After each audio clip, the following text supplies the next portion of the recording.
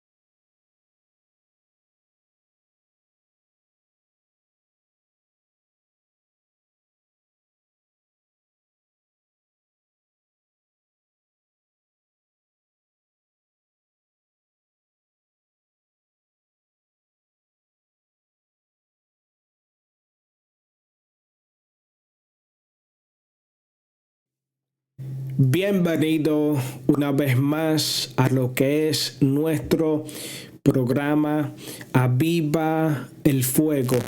Para mí es más que un privilegio poder llegar a la vida y cada persona que nos está viendo a través de estos medios. Aquellos que no me conocen, mi nombre es Andy Joel Candelario, encargado de este proyecto y esta programación. Quiero hacer un paréntesis para invitarlo a que se suscriba, le dé me gusta y deje su comentario si este video contenido le ha sido de edificación. Bueno, quiero empezar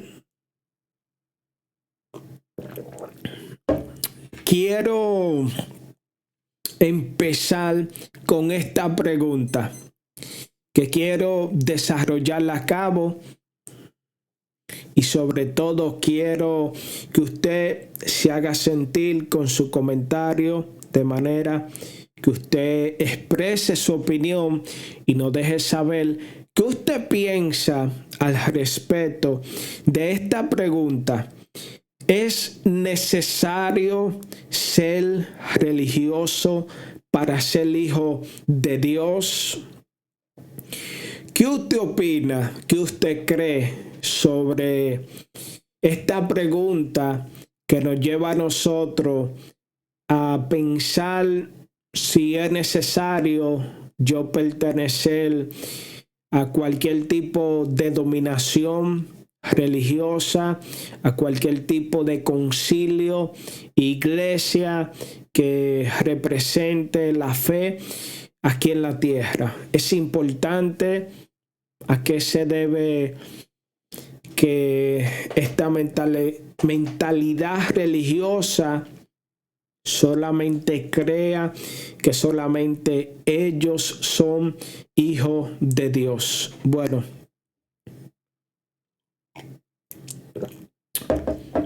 para desarrollar y darle inicio a esta pregunta que quiero desarrollar a continuación y responder desde mi perspectiva y mi opinión, pero sobre todo basándonos en la palabra de Dios. Estaré leyendo libro de Juan, capítulo 3, verso 16. Es un evangelio y sobre todo una de las citas conocidas dentro y fuera del ámbito religioso. Estaré leyendo en este libro de los evangelios de Juan, capítulo 3, verso 16, dice de la siguiente manera: porque de tal manera amó Dios al mundo que ha dado a su Hijo unigénito, para que todo aquel que en él crea no se pierda, mas tenga vida eterna. Porque no envió Dios a su Hijo al mundo para condenar al mundo, sino para que el mundo sea salvo por él. Esto es una palabra sumamente interesante porque se ha utilizado para llevar un toque evangélico de salvación, este tipo de mensaje, la cual tiene mucha importancia, pero aquí yo quiero desarrollar esta palabra dándonos como interrogancia esta pregunta. A partir de esta pregunta, ¿es necesario ser religioso para ser un hijo de Dios? ¿Es necesario pertenecer a la religión para así nosotros ser hijo de Dios? Bueno, en mi perspectiva, y yo quiero que usted deje su comentario, comparta la suya, pero sobre todo no me voy a inclinar tanto en lo que pienso, en lo que me han enseñado, voy a hacerlo un poquito neutro, mirando situaciones a nuestro alrededor que ya acontecieron en el mundo, y de esta manera quiero brindar esta respuesta a través de todas estas experiencias. Bueno, en lo personal, yo creo que no es necesario ser religioso para verdaderamente ser hijo de Dios. Ahora, la religión en la existencia de la humanidad, el desarrollo de la humanidad, ha jugado un papel muy importante. Y yo creo que la religión es esencial porque es el camino, la dirección que nos ayuda en cierta manera a poner los ojos en Dios. Es decir, el mundo sin religión se vuelve un caos más de lo que conocemos, pero cuando la religión juega el papel de enseñar los principios bíblicos, de enseñar la manera de cómo Dios se ha manifestado al hombre, en otra palabra, preservar las obras de Dios, preservar el testimonio de Dios sobre aquí en la tierra y transmitirlo. El problema está con la religión, es que cuando entra la avaricia, entra la ambición personal sobre un líder que en ese entonces no está capacitado y preparado, yo creo que aquí la religión se torna para mal, se torna para hacer daños y afectar la manera de cómo se debe mirar esta área específica que en la vida debe de existir. La religión crea pensamiento sano, la religión inculca, implanta este temor que de cierta manera cada ser humano debe de llevar. Esto lleva a que el niño sea formado tal como establece la palabra, instruye al niño en los caminos y cuando él fuese adulto no se apartará de él. La religión juega este principio o juega este papel sobre la tierra, pero sin embargo hemos visto esta imagen que dentro de la religión se ha afectado y la religión se ha ido al extremo religioso, donde muchas de las palabras que están escritas textualmente se han tomado a cierto extremo, se han llevado a una inclinación fuera del propósito y fuera de ese pensamiento, de esa intención divina que fue inspirada en esos días.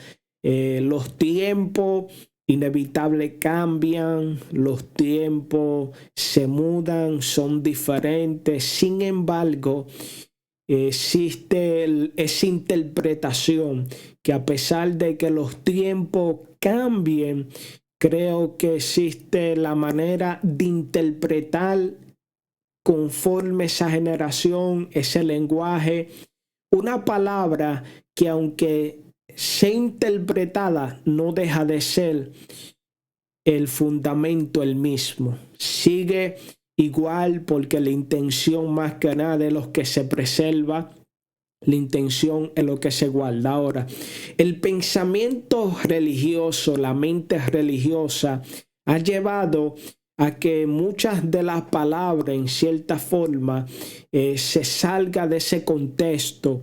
Hoy en día existen muchas denominaciones, concilios, existen muchas manera de pensar sobre un Dios que es el mismo a causa de que esta interpretación se ha tomado a la ligera, jugando un papel posiblemente simbólico. Muchas de las cosas en la palabra de Dios, especial el Viejo Testamento, que hay mucha ilustración, simbología, muchas parábolas, misterios. Esto ha llevado de que esa parte del Viejo Testamento se salga de su contexto. Vemos que por un lado hay un pensar que ya el Viejo Testamento fue abolido, pero sin embargo a conveniencia buscamos el Viejo Testamento para hacer argumentos sobre temas, hacer declaraciones sobre tópicos que abarcan mucho la juventud. En eso es el tatuaje, ¿verdad? Y no es que estoy a favor, no es que lo favorezco, pero sin embargo vemos este pensar que damos por no el hecho, damos por abolido la ley y el Viejo Testamento, pero sin embargo para justificar que el tatuaje, los aretes, la forma de vestir y muchas cosas, ¿verdad?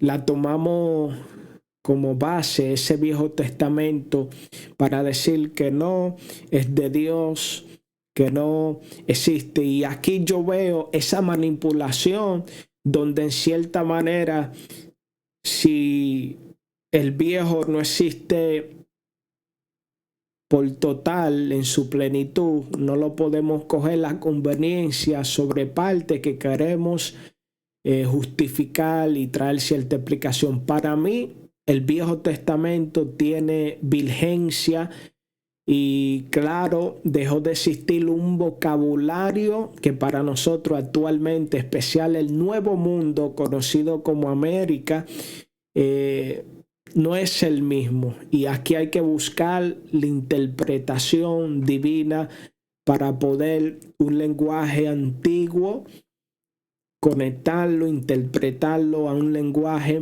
actual y comprensible.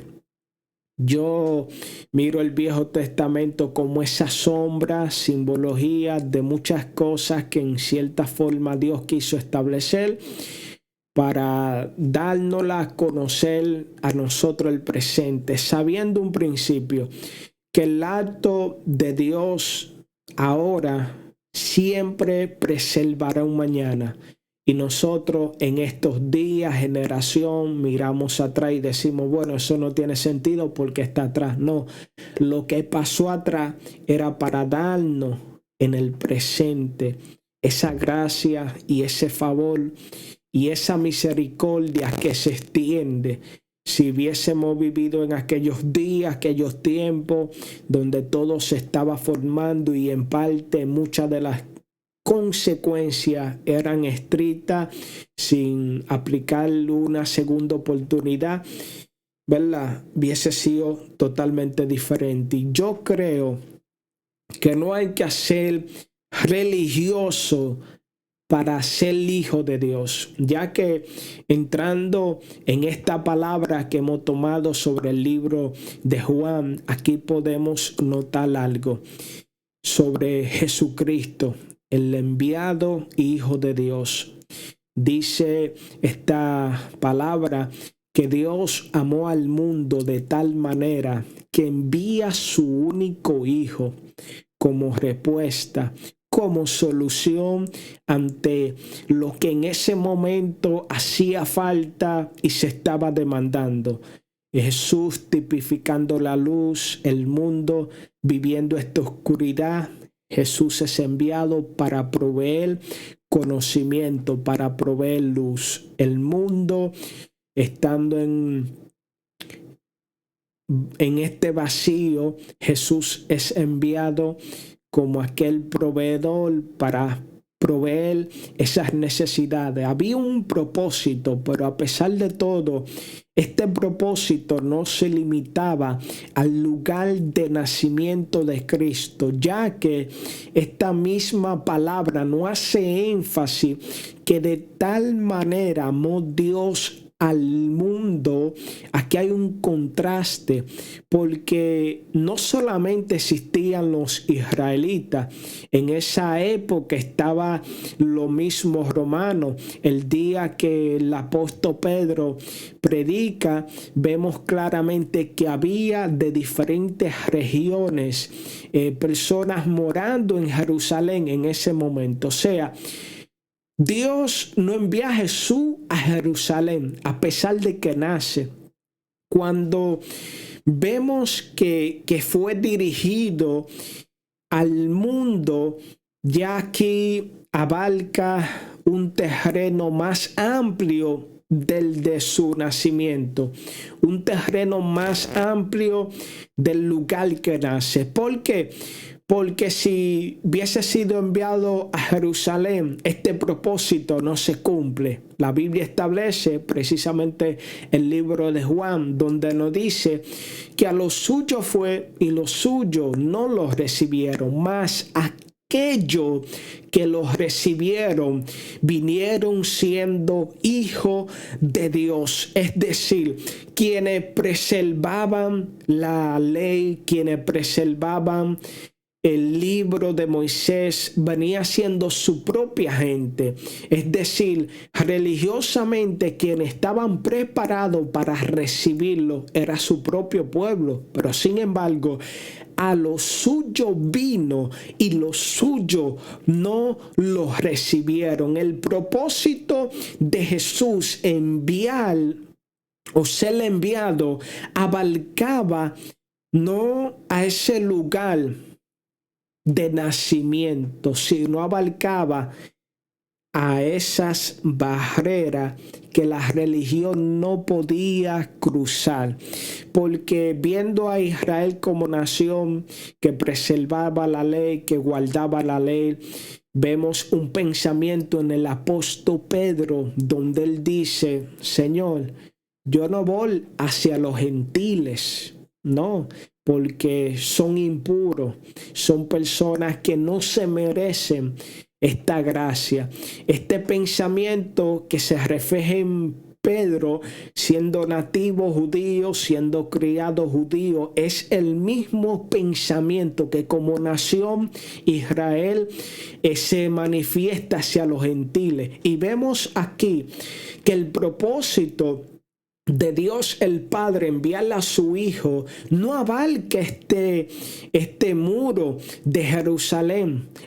Quiere trascender, quiere romper estos muros que abarcaban más allá, porque aquellos que creyeron vieron la promesa, se constituyeron hijos de Dios, no por obra ni voluntad de hombre, sino por obra y voluntad de Dios. Aquí podemos ver claramente que para ser hijo, y Jesús le dice a los mismos fariseos y los religiosos, ustedes creen que por ser el mismo, el Juan el Bautista le dice claramente a los fariseos: ustedes creen que porque son hijos de Abraham se van a salvar de la ira venidera. Bueno, yo le digo que Dios puede hacer que de estas rocas surjan hijos de Dios, de Abraham. O sea, dominar la ley, dominar la palabra, no cataloga a alguien hijo.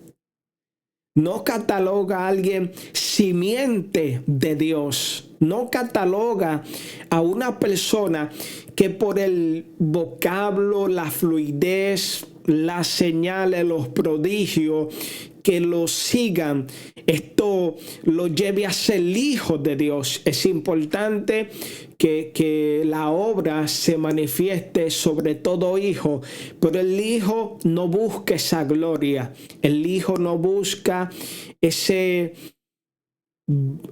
poder que lo lleva a jactarse, esa vanagloria. No, el hijo busca agradar al Padre y hacer su voluntad. Y esto lleva a recibir menosprecio, a recibir sufrimiento. ¿Por qué?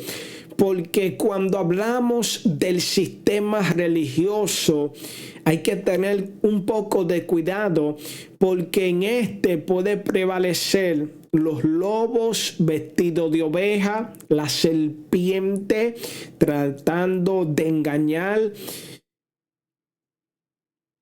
Dios hablará una sola vez. Repetirse lo que ya Dios dijo es delicado, porque cuando Dios habla, según el salmista David dice, una vez habló Dios, pero cuando se le presenta la serpiente a Eva, le dice con que Dios dijo.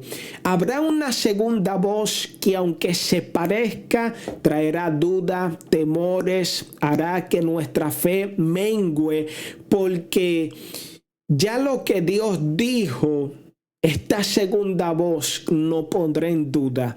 Y aquí es donde vemos que ya la palabra de Dios juega el papel de ser sensible. Y muchos de nosotros, en nuestro grado de capacidad que tenemos para interpretarla, yo creo que somos capaces de recibir una administración.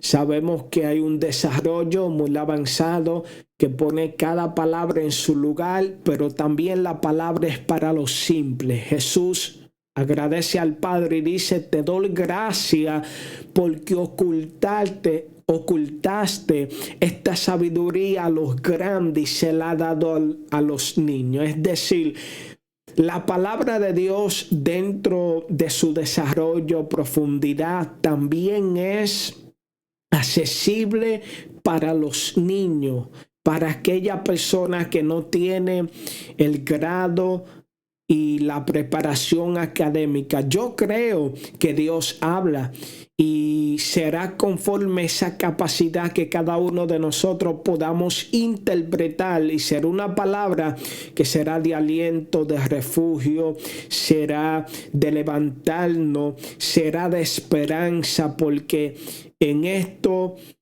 juega el papel la palabra de Dios, de ser vara y callado, que esta palabra nos infunda aliento de vida para seguir hacia adelante. Y el hombre, en cierta manera, torciéndola, la lleva a sus beneficios, a su inclinación personal. Y creo que para ser hijo de Dios, no necesariamente hay que ser religioso. No necesariamente hay que pertenecer a ninguna secta, porque dice que fue enviado al mundo para salvar al mundo. ¿Y qué tipo de salvación esto implica? Una salvación del alma, no solamente, sino que esto lleva una salvación de generación, de manera, me voy a explicar, de que siempre ilustro esto. Cuando nos vamos tiempo atrás, remoto, tiempo cavernícola para allá, cuando los hombres estaban en cueva. Hay una parte que unos libros, fuentes judías, narran que cuando Dios sacó a Adán del huerto, lo lleva a un lugar, y en este lugar él está en una cueva. Y en esta cueva él tiene miedo y temor de explorar su alrededor porque lo desconoce, sabiendo el estado primero que estuvo. Y aquí en esta cueva él comienza a desarrollarse, oraba a Dios, Dios le respondía, y esa respuesta él la escribía en la misma roca, dentro de esa cueva. Y por eso que usted ve que existe evidencia para esos días y esos tiempos atrás, que el lenguaje era simbólico, figurativo, pero sobre todo la manera de interpretar, escribir, dar a conocer, todo era en cueva. En cueva se alcanzaba a obtener esta riqueza, porque dentro de todo era el lugar donde no existía las casas, no existía las tiendas, que más adelante todo eso se desarrolló, etcétera. Pero aquí se vivió esta temporada. ¿Qué sucede? En esos días, por así decirlo, el fuego era un peligro, porque todavía no existía nadie que pudiese dominar el fuego. Ya al fuego, por ver lo que hacía, todos le tenían temor, era un peligro, pero sin embargo se levanta alguien que, al no existir lo escrito, se desconoce esta persona, pero vamos a decir, el Landy de ese tiempo se levanta a no huirle al fuego, sino tratar de dominar y controlar el fuego. Aquí me doy cuenta que a través de las rocas puedo encender el fuego. Aquí me doy cuenta que a través del fuego puedo cocinar, puedo calentarme. Usted sabe las personas que morían por ignorar que el fuego era utilizado para calentarse. Había muchas personas que fallecían, morían, etc. Ahora, yo descubrí la función, el uso y sobre todo dominar el fuego. Yo salvaba una generación que tenía que nacer en el mañana. O sea, cuando dice que Jesús fue enviado, ¿para qué? Para salvar el mundo. Aquí el mundo está fuera de los muros de Jerusalén. Aquí el mundo implicaba generaciones. El aporte de Cristo iba a ser útil para que generaciones en el por mañana no tenían que ser víctimas. Por eso es que entendemos que Jesús lleva esa carga, no solamente del pecado en sus días, sino de ese pecado que lleva ignorancia de generaciones por futuro, para que ellas fuesen sabias en tomar ventaja en este aporte y conocimiento. Ese Talandi que existió revela el fuego y le dice: no, ya no le corran al fuego. Hay una manera que nosotros podemos dominarlo para calentarnos, para usarlo de forma positiva. Nos alimentamos con él haciendo diferentes usos y funciones. El fuego sirve también para un modelo de altar, ofrecer cielo a los dioses, especialmente a Dios. O sea, había una generación que antes de este personaje estaba muriendo, porque se decía: no le tema, se decía: córrele al fuego, no le ponga la mano, eso hace daño, corre por tu vida. Sin embargo, alguien que trajo un aporte, dominando el fuego pudo salvar estas generaciones al por mañana. Hoy en día lo utilizamos, el fuego es uno de los elementos de la naturaleza, la creación, pero sin embargo este desarrollo que fue cada quien aportando ese granito de arena ha llevado a que el mundo sea salvo del peligro, del mal, de la tiniebla, y donde vos lees, uno de millones que hicieron estos aportes, ¿fueron religiosos exactamente?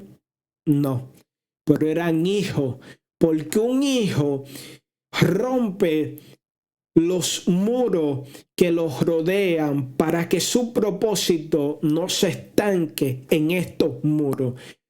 El hijo trasciende los muros religiosos porque Dios ama al mundo. Aquí no hay piel, aquí no hay color, aquí no hay religiosidad, aquí no hay fe específica. Todos, a pesar de que la humanidad se ha desarrollado y ha abarcado diferentes puntos y diferencias, donde hoy en día existen varias razas, lenguas y todo eso, a la hora de darle reversa para atrás, todos venimos de un punto.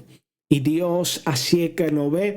Cuando Dios veía a Israel, que eran 12 tribus, Él la veía como uno, Israel, y los reconocía como sus padres. Él veía uno en ellos, a pesar de que eran 12. De igual manera, Dios mira el mundo que se ha desarrollado, la humanidad que se ha esparcido, a la hora de Dios mirarla, no hace diferencia, sesión de personas, sino que nos mira a cada uno de nosotros como lo que somos, parte de su creación, y conociendo este propósito, no importando en el lugar y los muros que estemos, hay un propósito de dar a conocer y manifestar esta identidad de hijo, que es hacer un aporte para el mañana.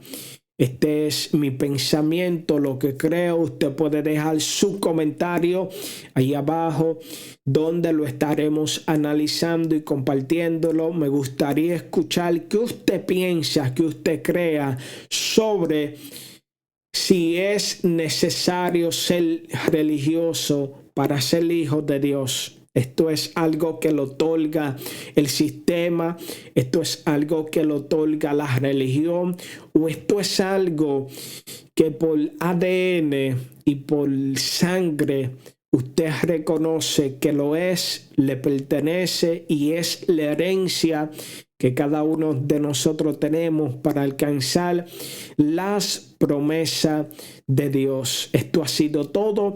Gracias por su sintonía, gracias por ser parte de esta programación. Recuerde, esto es lunes a partir de las 8 y viernes a partir de las 10 p.m. Bendecimos su vida y recuerde suscribirse, dejar su comentario y sobre todo activar la notificación para que reciba más contenido como este. Tendremos sorpresa, invitado, donde le estaremos hablando sobre lo que Dios ha hecho. Bendiciones.